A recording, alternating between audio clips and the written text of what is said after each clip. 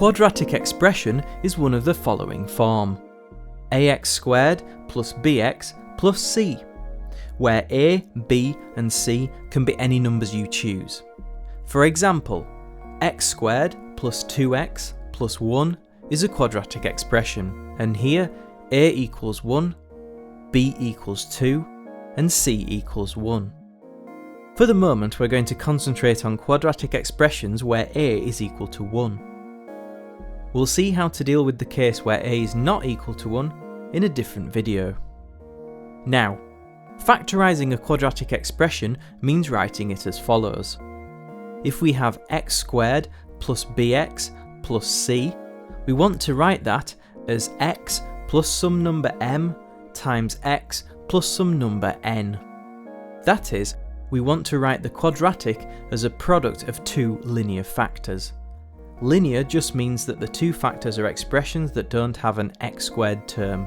They just have an x term and a constant term. Now, how are we going to go about finding m and n? Well, we get some clues by multiplying out this right hand side. This is something we went through in an earlier video. So, the right hand side, when we multiply it out, gives x times x, which is x squared, plus x times n, which is nx, plus m times x, plus m times n, which is equal to x squared, plus m plus n times x, plus m times n. Now, if we compare that with a general form, x squared plus bx plus c, we can deduce two important properties about the numbers m and n appearing in our factorisation. The first is that b must be equal to m plus n, and the second is that c must be equal to m times n. Let's try and use those facts to factorise some examples. In our first example, we're asked to factorise x squared plus 5x plus 6. We can see that the 5 is our b term, it's equal to m plus n, and 6 is our c term, it's equal to m times n. We start by writing down pairs of factors of 6, and those are 1 and 6, or could be 2 and 3. We know that 1 and 6, or 2 and 3, are candidates for m and n because they multiply together to give us 6. In this example, c is equal to 6. Let's just compare it with the general form. c is equal to 6 and also b is equal to 5. So we're looking for two numbers that multiply to give 6 and add to give 5. Our second pair of factors are 2 and 3, and certainly 2 plus 3 is 5. That is, we're taking m is equal to 2 and n is equal to 3. So, x plus 2 times x plus 3 should be a factorisation. Let's just check that that gives us our original quadratic expression when we multiply out the brackets. X times x is our x squared, plus x times 3 gives us 3x, plus 2 times x gives us plus 2x. And we have to add on 2 times 3, which is 6. If we combine our x terms, we can see that we indeed have x squared plus 5x plus 6. It's always worth checking your factorisation to make sure it's correct. Let's do another example now. We're asked to factorise x squared minus 4x plus 4. Again, we can see that minus 4 is our b term, equal to m plus n, and plus 4 is our c term, equal to m times n. So let's start the same way, by writing down pairs of factors of 4.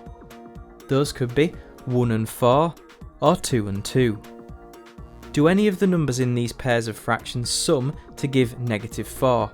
Remember that if we've got the right m and n multiplying to give our c, they have to add to give b. So we're looking for two numbers that multiply to give 4 and add to give minus 4. Certainly that's not true of 1 and 4 or 2 and 2, but there are more factors of 4.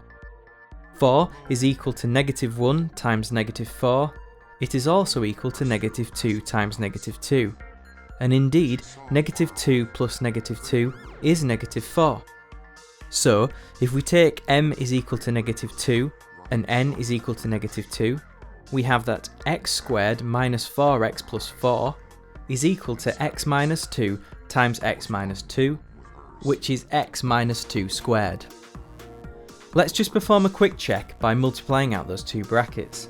We get x times x is x squared,